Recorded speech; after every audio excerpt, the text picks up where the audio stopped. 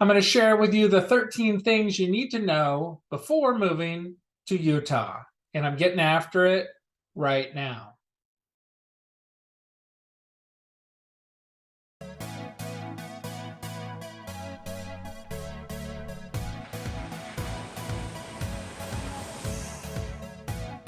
What's up, everybody?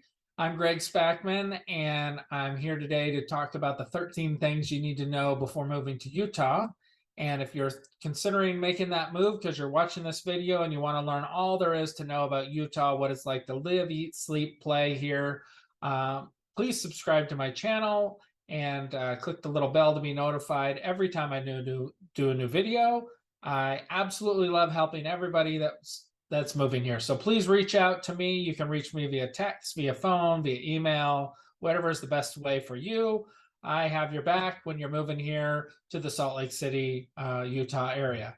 And let's get started on the 13 things you need to know. Number one is a positive thing, and that's that Utah is an outdoor destination. There are so many things that you can do outdoorsy here in Utah, from snow skiing, snowboarding, sledding, playing in the snow, snowmobiling.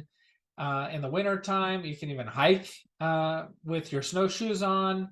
Then you have the summertime and spring and fall where you can hike, you can camp, you can fish, you can boat, you can kayak, paddleboard, pretty much anything that you're looking to do that has anything to do with being outdoors, you can do in Utah. And it's absolutely amazing the amount of lakes and streams that are here for you to enjoy. So that was number one on my list, was the outdoor destination of Utah. Number two is a positive as well. The first seven, I guess, are going to be positives, and then I'll get into some of the negatives after that. Number two is our mass transit. So we have something called the tracks here. It's like a light rail system that you can use to get around. It runs in a bunch of the different cities, and it's just awesome. So this is kind of what it looks like, but know that you can use mass transit here. We have buses as well, and we have another train system. So you can get around via the mass transit.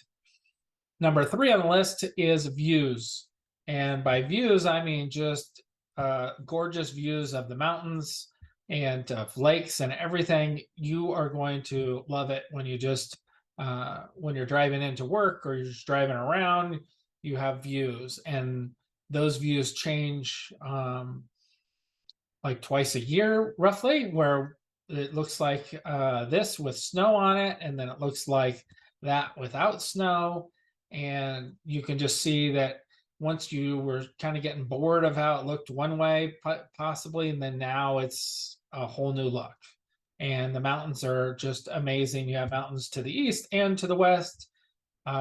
Just know that views would be just incredible, and especially if you can get into some of the hiking or just drives that you can take to get through to see the views when the leaves change colors here. They're amazing as well. Everything about the view here is just awesome, and we've done two different drives now to see the trees. The first year here, we went up and saw the golden tree colors, and they were just awesome. And this last year, we did a different trail. We drove through the Alpine Loop, is what they call it. Took us, I want to say, 45, 50 minutes to drive through. We did it one day after work, so there wasn't as much traffic. If you do it on the weekends, it's a nightmare. But just the trees are just amazing. Number four on my list is that Utah has a great family culture, and know that it's, the average family here seems to have 4, 5, 6, 7, 8, 10 kids. Just a massive amount of families that live here. I think that's mainly due with the Mormon church that's here, and they promote large families. So you're going to see those big cargo vans that have 28 kids inside. Just kidding, but they'll probably have 4 to 6 kids or so. Some have more, some have less, but it's very well family driven here in the state of Utah. Number 5 on my list is the airport here. So if you've not flown into the Salt Lake City airport, the airport is amazing. just everything about the airport. They're expanding it right now. So you do have to do, if you fly Southwest Airlines, you have this mile-long walk, which sort of sucks. But they do have like a way that you can ride this little cart thing if you don't want to walk the mile, or use the little escalator things to get over to that terminal until it's fully finished. One other cool thing about the airport for me, it's the only place where we can get Panera bread and pickup sticks, as far as I know, anywhere in the state. I don't know why there's no Paneras, but there just isn't. So you can get it there at the airport. Um, Number 6 on my list, I guess, would be a pro and a con, but there are tons of churches. I think almost every single subdivision city has numerous amounts of churches. You're just going to see a ton of churches here. And I thought that the South had a lot of churches, but Utah has way more churches than they had in Tennessee. And the last positive thing on my list would be the people here are genuinely friendly and nice. And I know that other states claim that they have like some of the nicest people, but here I think you'll see that generally people here are nice and friendly, and they're approachable and helpful and friendly. So nice people is number 7 on my list. Now to get into the negatives on my list, number 1 will be the liquor laws here, which this could be a positive if you don't drink alcohol at all, but if you do, just know that Utah has some of the strictest or the strictest liquor laws in the entire US. The driving limit is 0.05, which is, I've heard it's somewhere around a drink. So basically, whenever I have a drink, I just don't drive. I make my wife drive. It's just not worth it here. I don't even know how much you can drink to be over the limit, but they have that. Then they have, if you want to buy certain alcohol, like any sort of hard alcohol, you're going to the liquor store, which are state-run stores. They're closed on Sundays, and they aren't open super late. They're not open super early. Just know you got to plan ahead for that. As far as beer, you can get beer at the grocery store. You can't get wine yet there, which hopefully that's going to come soon. But just know the liquor laws here in Utah are the strictest in the nation.